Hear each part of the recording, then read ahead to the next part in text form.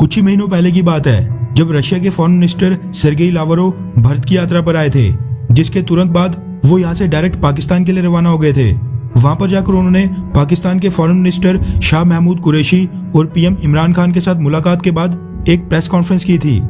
जिसमें ऐलान किया था कि रशिया ने अब डिसाइड किया है कि वो अब से पाकिस्तान को भी हथियार बेचना शुरू कर लेगा, जो कि पाकिस्तान को एंटी टेरर ऑपरेशन में मदद करेंगे। लेकिन ये बात भी तो हमें खैर पता ही है कि रशिया जो ये पाकिस्तान को हथियार बेच रहा है, ये भारत के खिलाफ इस्तेमाल होंगे और भारत के लिए ही मुश्किलें खड़ी करेंगे। भारत रशिया के इस कदम से काफी ज्यादा नाराज था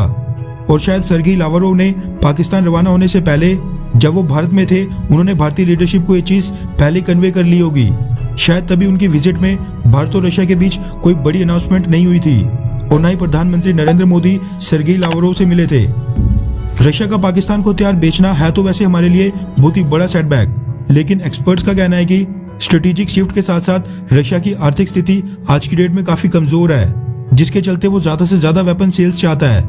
भारत अब पहले की तरह अपने सभी हथियार रशिया से तो खरीदता नहीं, यानी आज की डेट में हम रशिया से ज्यादा वेस्टर्न देशों से हथियार खरीद रहे हैं। इसलिए रशिया भी थोड़ा बहुत पाकिस्तान से कंपनसेट यानी वहां से भरपाई करना चाहता है। लेकिन जब रशिया द्वारा पाकिस्तान को हथियार बेचने वाला ऐलान हुआ था, मैंने आपको तभी कहा था कि पाकिस्तान को हथियार बेचने का फैसला करके रशिया ने बहुत ही गलत घोड़े पर पैसे लगाए हैं, जो उसको कमाई करके तो कभी नहीं देने वाला है, उल्टा उसका ही खर्चा करवाएगा। पाकिस्तान रशिया को आर्थिक लाभ तभी दिलवा पाएगा जब पाकिस्तान के पास खुद के पास पैसे होंगे, यानी जब वो खुद ही आर्थिक रूप से मजबूत होगा। तो हमारी ये बात भी बिल्कुल ठीक निकली और भारत के साथ 70 साल की दोस्ती को नजरअंदाज करके जो रशिया ने पाकिस्तान के साथ नई पार्टनरशिप की शुरुआत की थी, उसको अभी 7 महीने भी पूरे नहीं हुए थे कि पाकिस्तान ने भी रशिया के साथ सेम वही चीज शुरू कर दी है जो वो चाइना, अरब देश, IMF या वर्ल्ड बैंक के साथ करता है, यानी रशिया के सामने भी कटोरा लेकर आ खड़ा हुआ है। रेफरेंस के लिए आपकी स्क्रीन पर भारतीय न्यूज एजेंसी ANI न्यूज के आर्टिकल का स्क्रीनशॉट है, जिसके मुताबिक पाकिस्तान के कई सारे अधिकारी पिछले कल रशिया पहुंच गए हैं, जहां पर उनकी रशियन अथॉरिटीज के साथ 4 दिन तक मीटिंग चलने वाली है। रिपोर्ट्स के मुताबिक पाकिस्तान को जब चाइना, IMF, वर्ल्ड बैंक से लोन मिलने की आस कम दिखाई दे रही है, तो वो शिफ्ट हो गया है 2 देशों के ऊपर, एक सऊदी अरेबिया और दूसरा रशिया।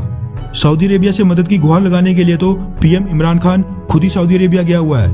जबकि रशिया के लिए इमरान खान ने कुछ सीनियर ऑफिशियल्स की एक टीम भेज दी है, जो वहां पर जाकर रशियन एक्सिम बैंक से लोन मांगने के साथ साथ रशिया के साथ एक नई डील साइन करने गए हैं। रिपोर्ट्स के मुताबिक जो रशिया और पाकिस्तान के बीच कुछ ही महीनों पहले 1040 किलोमीटर लंबी $3 बिलियन की लागत की हिस्टोरिक गैस पाइपलाइन की डील साइन हुई थी, पाकिस्तान उसमें भी बड़े फेरबदलाव करना चाहता है।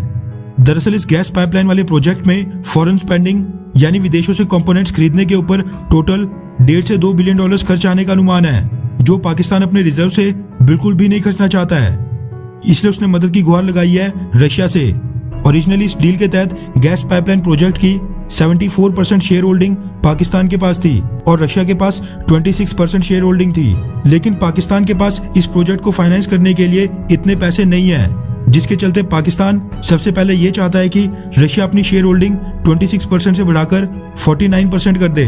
ताकि पाकिस्तान की 76% से कम होकर 51% तक आ जाए, जिसके बाद फिर रशिया को भी इस प्रोजेक्ट में 26% के बदले 49% फंडिंग करनी पड़ेगी। आसान शब्दों में कहो तो रशिया को अपने 49% तो इन्वेस्ट करने ही पड़ेंगे, लेकिन जो पाकिस्तान के हिस्से की 51% की इन्वेस्टमेंट है, उसके लिए भी पाकिस्तान को रशिया को ही लोन प्रोवाइड करना पड़ेगा।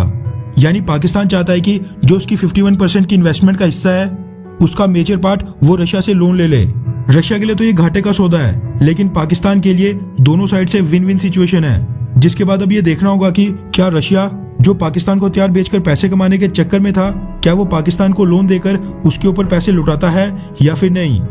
नेगोशिएशंस क्योंकि 3-4 दिन तक और चलेंगी, इसलिए ये चीज 29 अक्टूबर तक पूरी तरह क्लियर हो जाएगी। लेकिन यहाँ पर मैं आपको एक चीज याद दिलाना चाहता हूँ कि प्रधानमंत्री नरेंद्र मोदी जब साल 2019 में एनुअल समिट के लिए रशिया गए थे, तब उन्होंने रशिया के फार ईस्ट रीजन की डेवलपमेंट के लिए रशिया को $1 बिलियन का लोन दिया था। इसलिए यहाँ पर यह कहना बिल्कुल गलत नहीं होगा कि भारत, पाकिस्तान और रशिया के बीच स्थिति आज की डेट में ये बन गई है कि